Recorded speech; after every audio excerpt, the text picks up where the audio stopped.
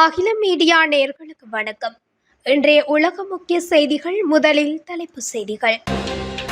போர் நிறுத்தத்தை மீறிய ஈரான் மீண்டும் இஸ்ரேல் மீது தாக்குதல்.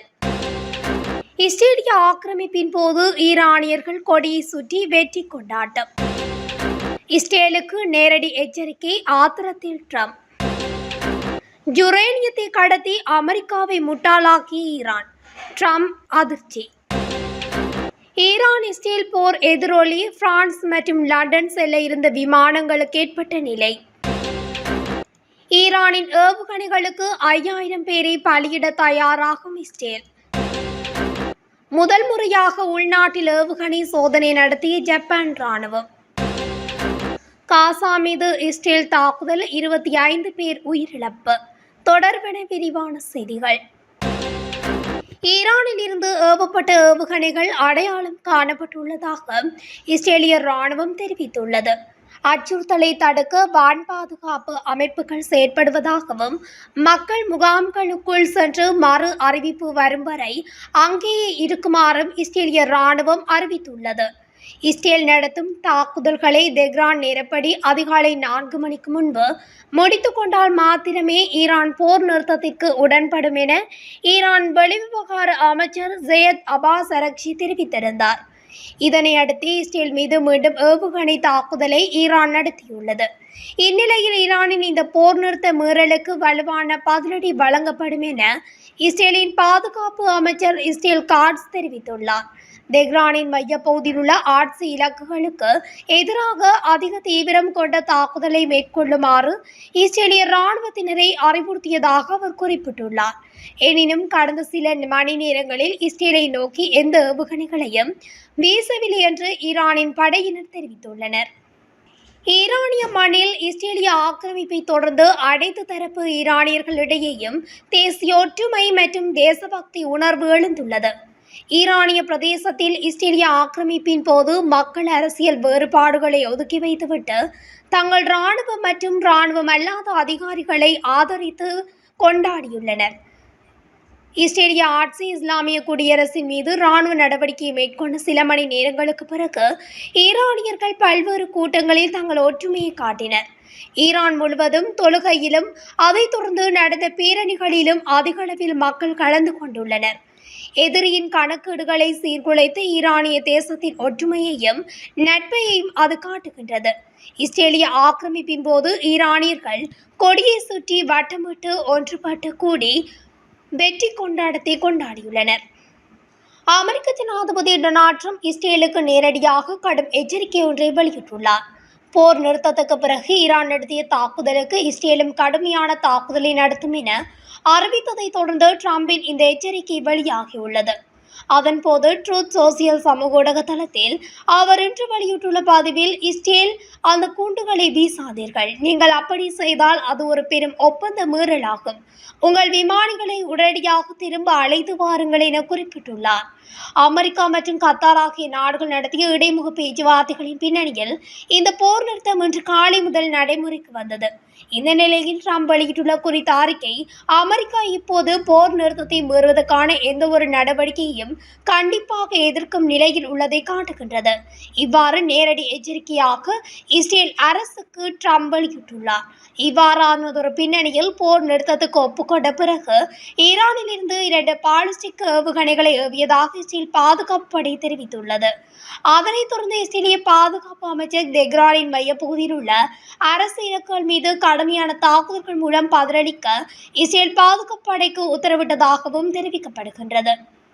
ஈரானின் அணு உலைகளில் இருந்த யுரேனியம் அமெரிக்காவுக்கு தெரியாமல் வேறு இடத்திற்கு பாதுகாப்பாக மாற்றப்பட்டுள்ளதாக சமீபத்தில் செய்திகள் வெளியாகியிருந்தன.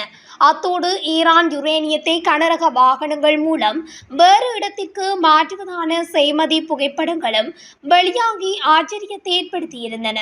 இந்த நிலையில் ஈரானின் அணுத்துறையை மீட்டெடுக்கும் ஏற்பாடுகள் தீவிரமாக இடம்பெற்று வருவதாக அந்நாட்டின் அணு ஆணைய தலைவர் முகமது இஸ்லாமி என தெரிவித்ததை தொடர்ந்து அமெரிக்க ஜனாதிபதி அதிர்ச்சியடைந்து ஒரு பதிவினை வெளியிட்டுள்ளார்.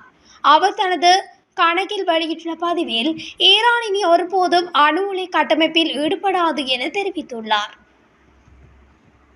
ஈரான் இஸ்ரேல் போரை அடுத்து பாரிஸ் செல்ல புறப்பட்ட ஆஸ்திரேலியாவின் குவாண்டாஸ் ஏர்லைன்ஸ் விமானம் 15 மணி நேரம் வானில் சுற்றிய பின்னர் மீண்டும் புறப்பட்ட இடமான பேர்த்துக்கு திரும்பிய சம்பவம் ஒன்று இடம்பெற்றுள்ளது. ஆஸ்திரேலியாவின் தேசிய விமான ஏர்லைன்ஸ் நிறுவனமான குவாண்டாஸ் போயிங் கோ 787 பாரிஸ் செல்ல திட்டமிடப்பட்டு உள்ளூர் நேரப்படி இரவு 7:35 நேரத்தில் புறப்பட்டு வானில் பறந்தது. ஆனால் ஈரான் இஸ்ரேல் பதற்றத்தால் திட்டமிட்ட இலக்கை அடைய முடியாமல் புறப்பட்ட இடமான பேர்த்துக்கு மீண்டும் திரும்பியது. இதுகுறித்து குவாண்டாஸ் விமான நிறுவனம் வெளியிட்டுள்ள அறிக்கையில், இஸ்ரேல் ஈரான் விவகாரத்தில் ஏவுகணை தாக்குதல் குறித்து விமான நிறுவனத்துக்கு தெரிவிக்கப்பட்ட போது போயிங் கோ 787 விமானம் இந்திய வான்வெளியின் தென்மேற்கு எல்லை வரை சென்று கொண்டிருந்தது. மேலும் 15 நேரமாக வானில் சுற்றி கொண்டே இருந்த நிலையில் விமானம் புறப்பட்ட இடத்துக்கே திரும்ப வேண்டிய கட்டாயம் ஏற்பட்டது. இன்று காலை 11 மணியளவில் மேற்கு ஆஸ்திரேலியாவின் தலைநகரான பேர்த்தில் தரையிறங்கியது.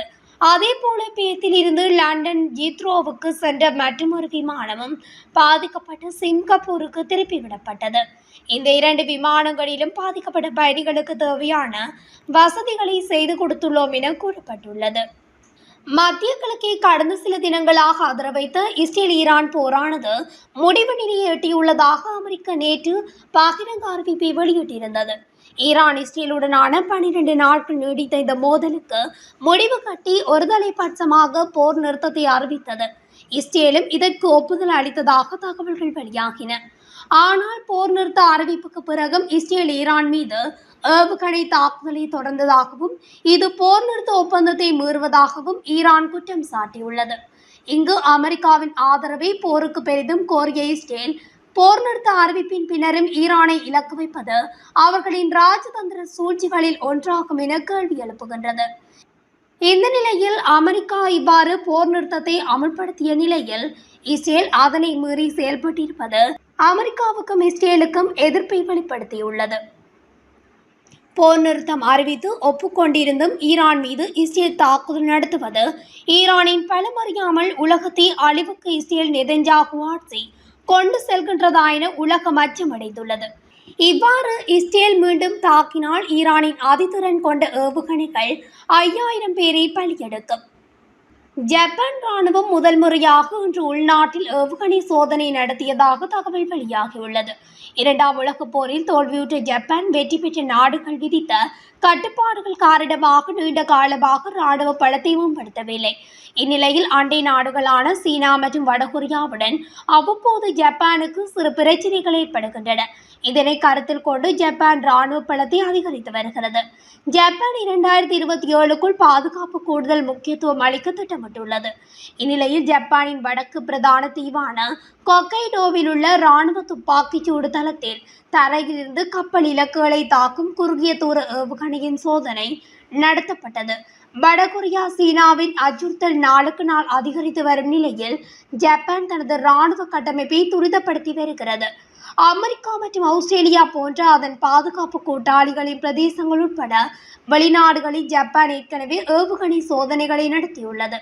சீனா மற்றும் வடகொரியாவின் பாதுகாப்பு அச்சுறுத்தல்கள் அதிகரித்து வரும் நிலையில் ஜப்பானின் இராணுவ நவீனமயமாக்கலில் இது ஒரு முக்கியமான நடவடிக்கையாக பார்க்கப்படுகின்றது.